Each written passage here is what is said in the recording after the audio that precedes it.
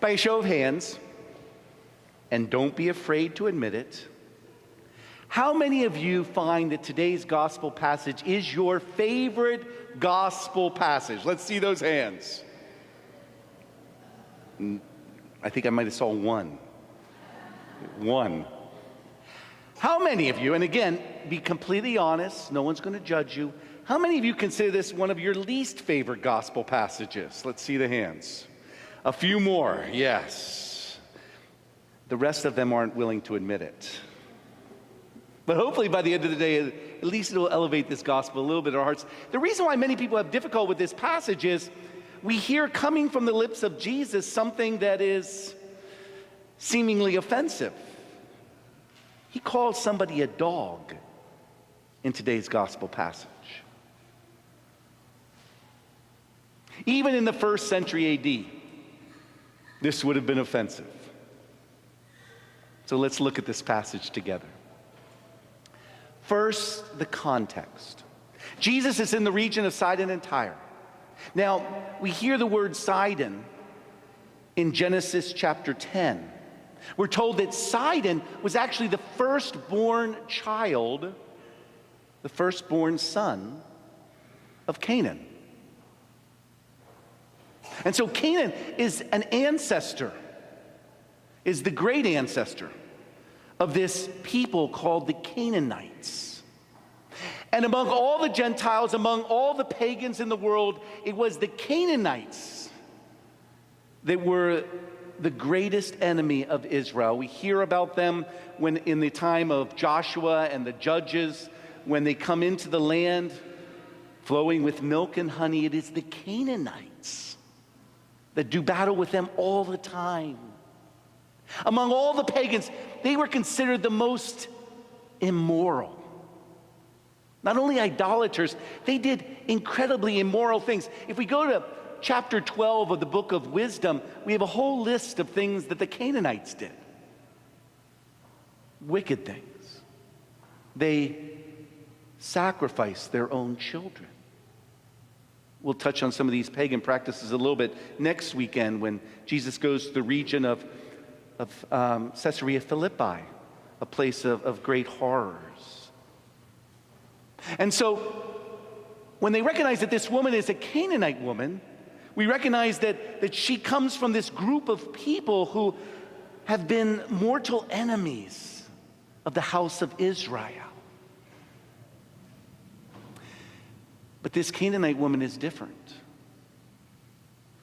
She addresses Jesus as Son of David, a royal title. She recognizes that he is the true heir and the King of Israel, and she calls him Lord. In our translation it says, have pity on me, but it's have mercy on me, Lord. As a matter of fact, the New Testament written in Greek has this woman saying what we said at the beginning of Mass in our penitential rite. Kyrie eleison.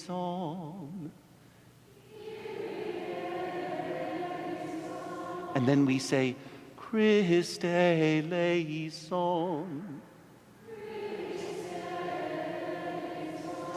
And then we repeat what she said, Kyrie eleison.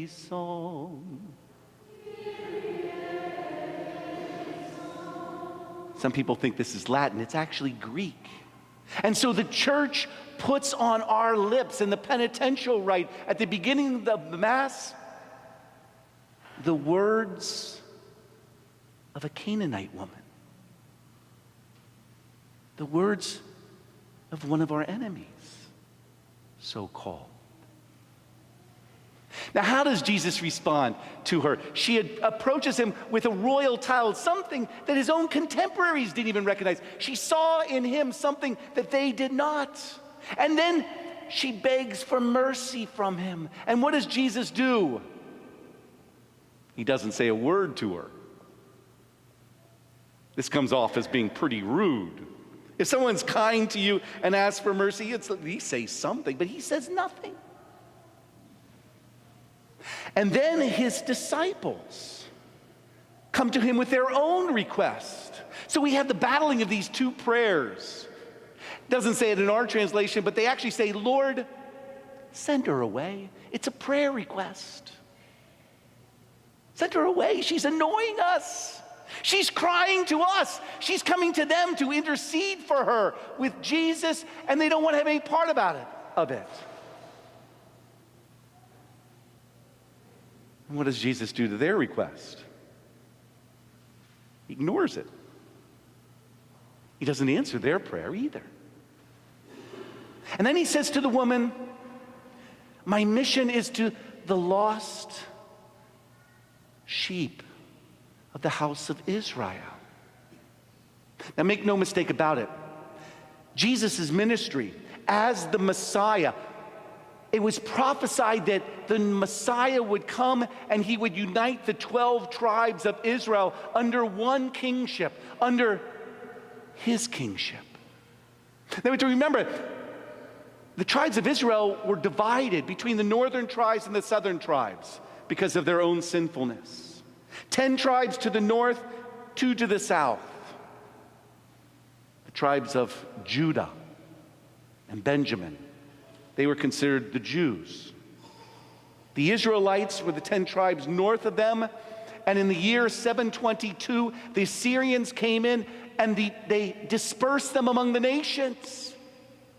They conquered them and they removed the people of Israel. They left a few behind, the poor, the illiterate.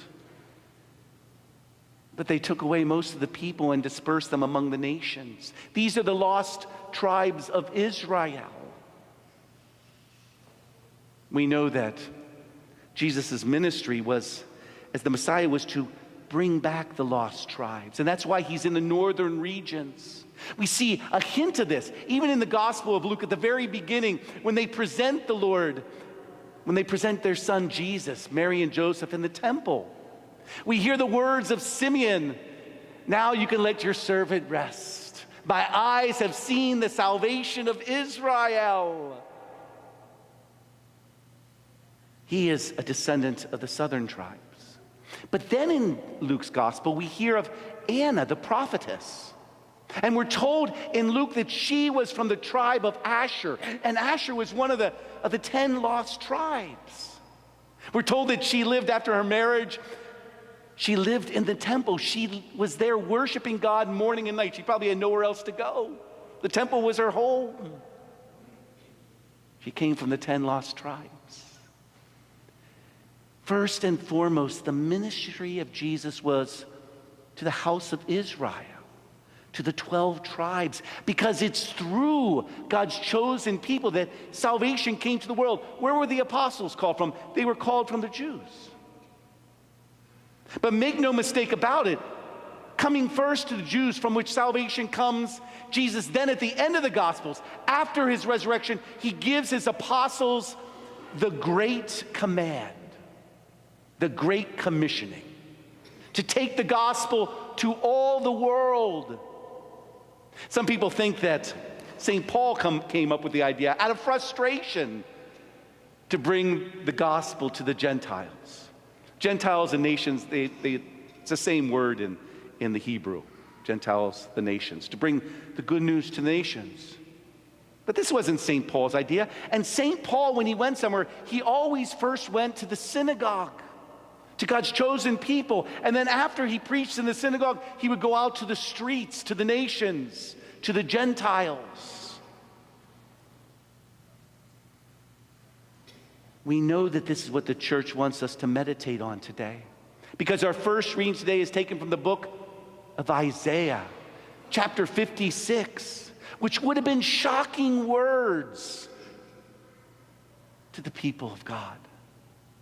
Isaiah prophesies that a time is coming whenever foreigners, the Gentiles, the nations, will come to the house of the Lord. And not only that, their sacrifices would be acceptable. They will serve the Lord. A technical term is used in the Hebrew, which means they would be priests. You're looking at a descendant of Gentiles being your priest. This is what Isaiah prophesied. And Jesus quotes this passage whenever he's cleansing the temple area, he's turning over money changers. My house is to be a house of prayer.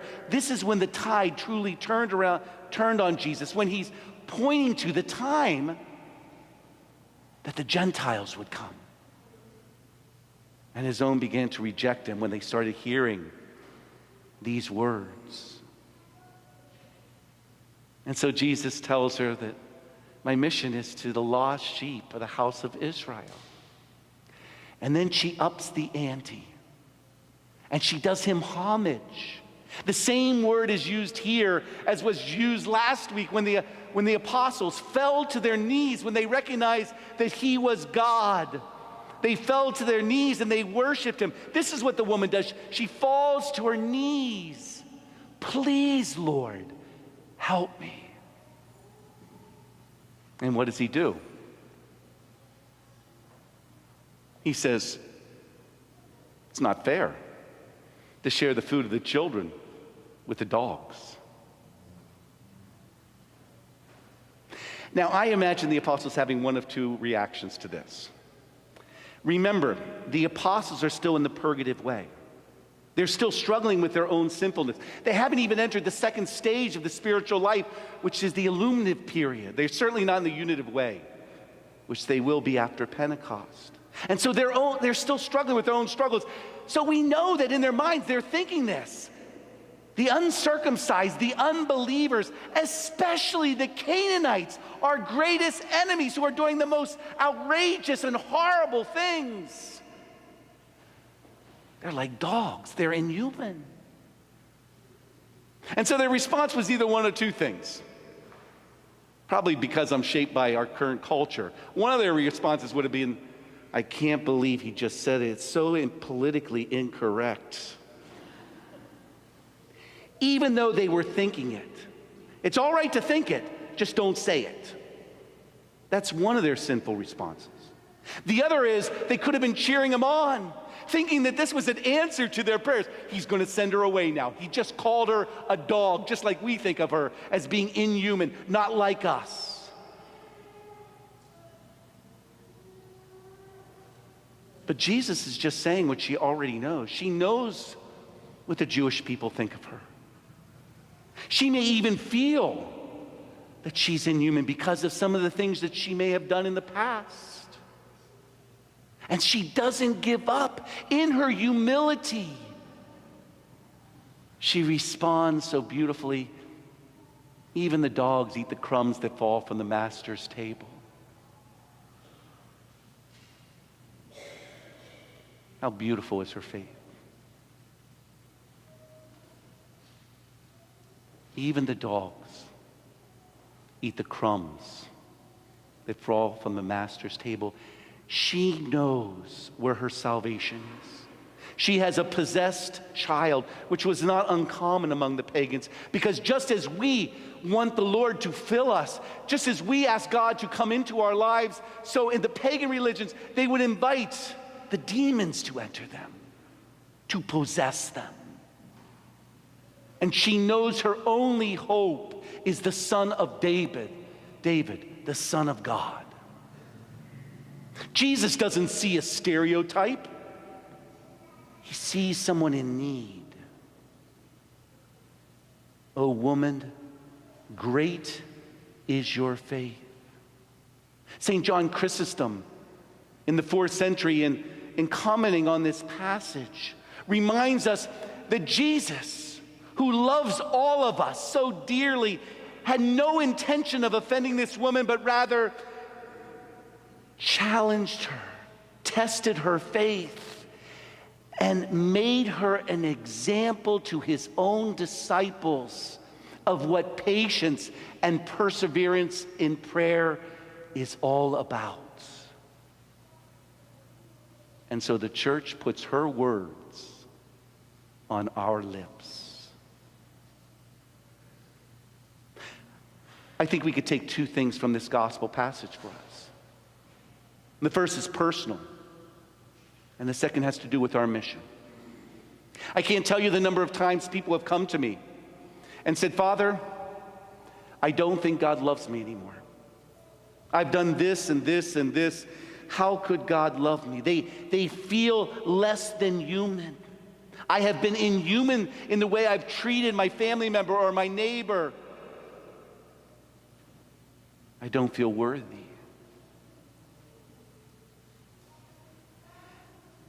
To know that God loves us and to persevere in faith is what we're being called to. Even when we feel as if we've fallen so far away from the holy life we are called to. Even if we feel inhuman, whether it's coming from our own examination of conscience or from the world who tells us that we're not worth anything, or even from the evil one who's trying to destroy us and tear us apart, we need to imitate the faith of this Canaanite woman who would not give up. Would not give up when she offered her prayer and she didn't hear the voice of God. It sounded like he was ignoring her.